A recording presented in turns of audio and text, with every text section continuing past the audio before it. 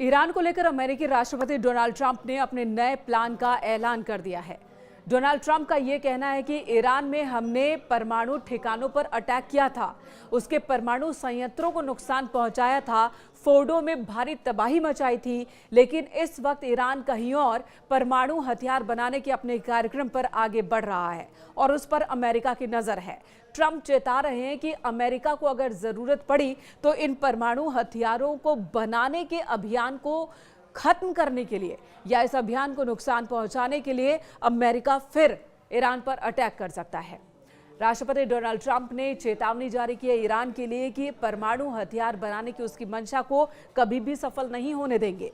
Trump का यह बयान तब आया है जब पुतिन और ट्रंप के बीच की बातचीत फेल हो गई और उस बातचीत में अमेरिकी राष्ट्रपति डोनाल्ड ट्रंप ने व्लादिमीर पुतिन पर यह आरोप लगाया कि वो लोगों को मारते रहना चाहते हैं, वो युद्ध खत्म नहीं करना चाहते, सीज फायर नहीं करना चाहते, वो मानवता का साथ नहीं दे रहे बल्कि मानवता के जीवन के विरुद्ध है।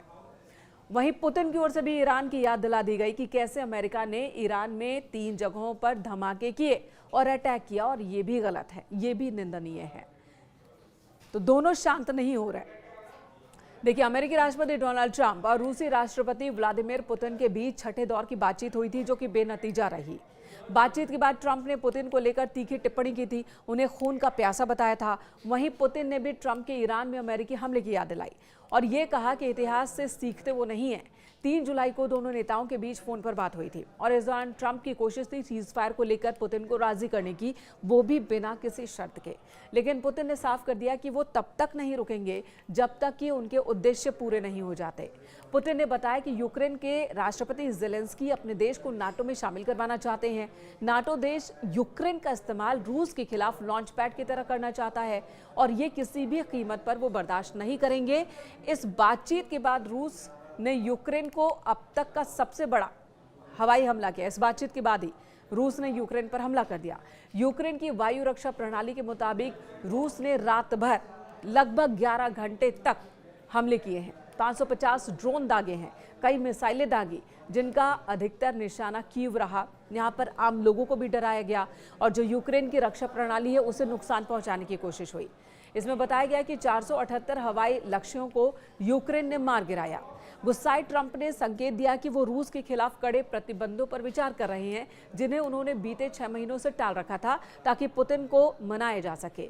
लेकिन उन्होंने कहा कि अब वक्त आ गया है कि पुतिन के खिलाफ प्रतिबंधों पर भी विचार किया जाए और बड़ी कार्रवाई की जाए, क्योंकि पुतिन मानवता के खिलाफ दिख रहे हैं, वो लोगों की हत्या करना चाह रहे हैं। लेकिन इसी बातचीत के दौरान रूस ने भी ईरान का मसला उठाया था।